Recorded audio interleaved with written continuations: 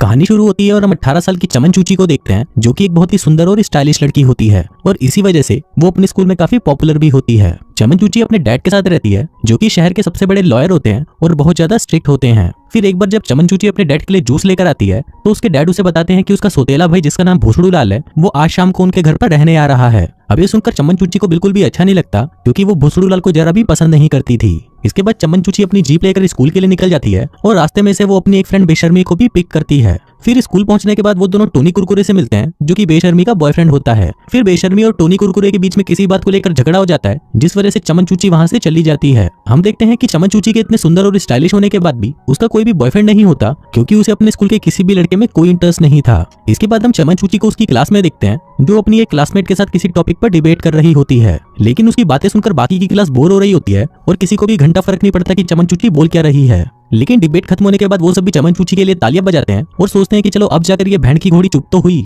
फिर क्लास खत्म होने के बाद सभी स्टूडेंट्स को उनका रिजल्ट दिया जाता है। चमन चूची जब अपना रिजल्ट देखती है तो उसे सी मिला होता है। अब ये देखकर चमन चूची की फटकर 464 हो जाती है और वो सोचती है कि अगर उसके डैड को इस बारे में पता चला तो उसे बहुत डांट पड़ने वाली है। फिर घर आने के बाद चमन चूची देखती है कि वहाँ पर उसका सोतेला भाई भोसड़ू लाल भी होता है, जो कि एक हाई स्कूल स्टूडेंट है। अब चमन चूची को उसका यहाँ पर आना पसंद तो नहीं था, लेकिन फिर भी वो उसके साथ बैठकर बातें करने लगती है। रात को जब डिनर करते वक्त चमन चूची के डैड उससे उसके रिजल्ट के बारे में पूछते हैं, तो इस पर चमन चूची उनको बताती है कि अभी तक उसका रिजल्ट आया नहीं है और वो अपने टीचर से इस बारे में बात करेगी। और इसी के साथ वो इस बार अपनी डैड की डांट से बच जाती है। फिर अगले दिन चमन चूची बेशर्मी के साथ मिलकर एक प्लान बनाती है, जिससे उन दोनों के ही मार्क्स बढ़ सकते थे।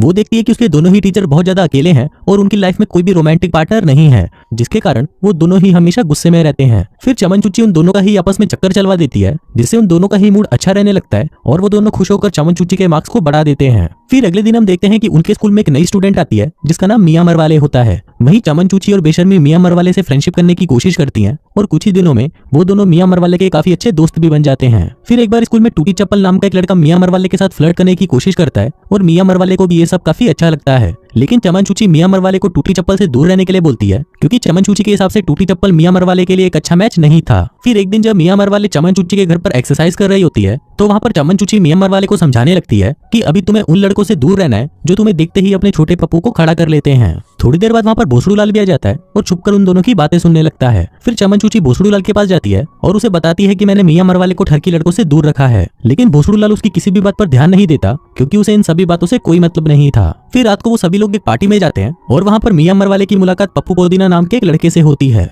फिर कुछ देर तक पप्पू पोदीना से बातें करने के बाद मियां मरवाले उसे पसंद करने लगती है, लेकिन पप्पू पोदीना को उसमें कोई इंटरेस्ट नहीं था, क्योंकि वो चमन चूची को पसंद करता था। दूसरी तरफ हम बेशर्मी को देखते हैं, जो कि अपने बॉयफ्रेंड टोनी कुरकुरे के ऊपर चिल्ला रही होती है। तभी वहाँ पर चमन चूची भी आ जाती है और बेशर्मी चमन चूची को बताने लगती है कि देख यार, इस भोसड़ पप्पू ने अपने सिर के सारे बाल शेव कर दिए। जिसके बाद वो उसे बहुत सारी गालियां देती है और वहाँ से चली जाती है। फिर पार्टी खत्म होने के बाद पप्पू पोदीना चमन चूची को उसके घर छोड़ने के लिए जाता है। रास्ते में पप्पू पोदीना चमन चूची को कहता है कि वो उससे बहुत प्यार करता है और ये बोलकर वो उसे वहीं पर चूसना शुरू कर देता है। लेकिन चमन चूची को ये बिल्कुल भी अच्छा नहीं लगता और वो गुस्से में कार से बाहर निकल जाती है। अब क्योंकि पप्पू पोदीना का भी चूतिया कट चुका था, इसलिए वो चमन चूची को वहीं पर अकेला छोड़ देता है और वहां से चला जाता है। फिर चमन चूची अकेले ही घर जाने लगती है, लेकिन तभी वहां पर लुल्ली लाल नाम का एक चोर आ जाता है और चमन चूची को अपनी बंदूक दिखाकर, मतलब असली वाली बंदूक दिखाकर, उससे उसका पर्स और मोबाइल फोन ले लेता है। अब चमन चूची के पास और कोई ऑप्शन नहीं था, इसलिए वो अपने सोतेले भाई भोसड़ू लाल को फोन करती है और उसे उसकी हेल्प करने के लिए बोलती है। उधर भोसड़ू लाल भी अपनी फ्रेंड के साथ बैठकर उसको घोड़ी बनाने के लिए तैयार हो रहा था, लेकिन चमन चूची का फोन आते ही वो भागकर उसके पास चला जाता है।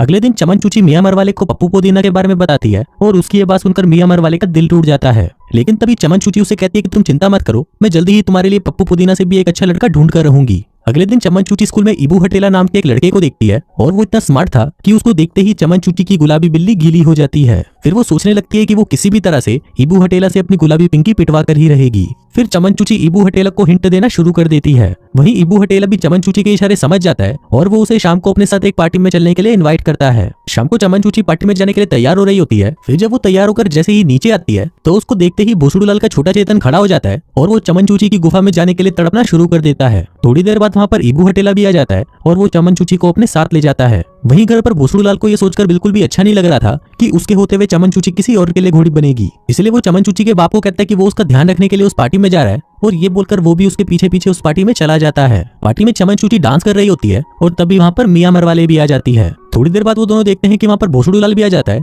और वो वहाँ पर मियां मरवाले के साथ डांस करने लगता है। फिर अगले दिन चमन चूची और भोसड़ूलाल आपस में बातें कर रहे होते हैं कि तभी भोसड़ूलाल की मॉम का फोन आता है। अब भोसड़ूलाल अपनी मॉम से बात नहीं करना चाहता था, इसलिए वो चमन चूची को उनसे झूठ बोलने के लिए बोलता है कि भोसड़ूलाल वहाँ पर नहीं है। इसके बाद शाम को चमन चूची ईबू हटेला को फोन करती है और उसे अपने साथ घचाघच करने के लिए घर पर बुलाती है। इसके बाद चमन चूची बेशर्मी को फोन करके अपने घर पर बुलाती है ताकि वो उसे आज रात को घचाघच करने के लिए अच्छे से तैयार कर दे। रात को ईबू हटेला चमन चूची के घर पर आता है और वो दोनों साथ में लेटकर मूवी देखने लगते हैं। फिर मूवी देखते हुए चमन चूची ईबू हटेला को घचाघच करने के लिए हिंट देती है, लेकिन वो चूतिया ईबू हटेला उसके हिंट को समझ नहीं पाता और उसे लगता है कि शायद चमन चूची को उसे कोई प्रॉब्लम है, इसलिए वो चमन चूची को बाय बोलकर वहां से चला जाता है, जिसके साथ ही चमन चूची की घोड़ी बनने की इच्छा भी अधूरी रह जाती है। फिर अगले दिन चमन चूची कल रात की सारी बातें अपने दोस्तों को बताती है, जिसको सुनकर टोनी कुरकुरे उस पर हंसने लगता है और उनको कहता है कि तुम चूतियों को तो ये भी नहीं पता कि ईबू हटेला तो गे है। अभी सभी बातें करते वक्त बेशर्मी के कार का बैलेंस बिगड़ जाता है और वो भाई के जैसे कार को फुटपाथ पर चलाने लगती है। फिर जैसे तैसे करके वो बहुत ही मुश्किल से कार को साइड में लगाती है, जिसके बाद बेशर्मी और टोनी कुरकुरे एक दूसरे को चूसना शुरू कर देते हैं।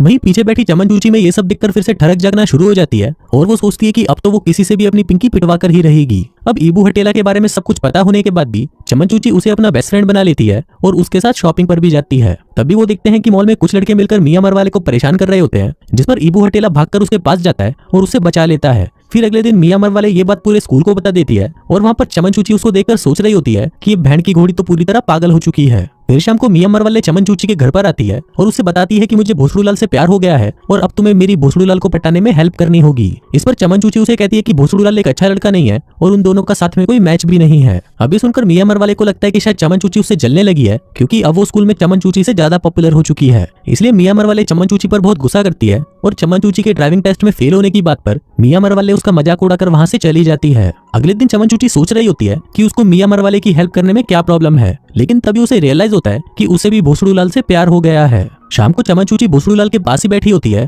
पर वो बहुत ज्यादा नर्वस होती है कि वो भोसड़ूलाल को इस बारे में कैसे बताए। वहीं भोसड़ूलाल भी चमन चूची को बहुत पसंद करता था, पर उसने भी आज तक उसे इस बारे में नहीं बताया। फिर उसी शाम को हम देखते हैं कि चमन चूची भोसड़ूलाल के साथ मिलकर उसके डैड की कुछ इंपॉर्टेंट फाइल्स पर काम कर रही होती है, लेकिन काम करते हुए चमन चूची से कुछ गलती हो जाती है, जिस पर उसके डैड का एम्प्लॉय उस पर गुस्सा करने लगता है। अब इससे चमन चूची को गुस्सा आ जाता है और वो वहां से चली जाती है। फिर थोड़ी देर बाद चमन चूची के पास भोसड़ूलाल आता है और उसे मनाने लगता है। फिर बातों ही बातों में वो दोनों एक दूसरे के नजदीक आ जाते हैं और एक दूसरे के साथ चुमा चाटी करना शुरू कर देते हैं। फिर मूवी के आखिरी सीन में हम एक वेडिंग सेरेमनी देखते हैं, जहाँ पर वो दोनों बूढ़े टीचरों की शादी हो रही होती है। वहीं हम टूटी चप्पल और मियां मरवाले को भी एक साथ देखते हैं, जो कि अब रिलेशनशिप में आ चुके थे। फिर वहाँ पर चमन चूची और भोसड़ूलाल भी एक दूसरे को किस करते हैं और सभी को अपने रिलेशनशिप के बारे में बता देते हैं और इसी के साथ ही ये वाहियात फिल्म यहीं खत्म हो जाती है।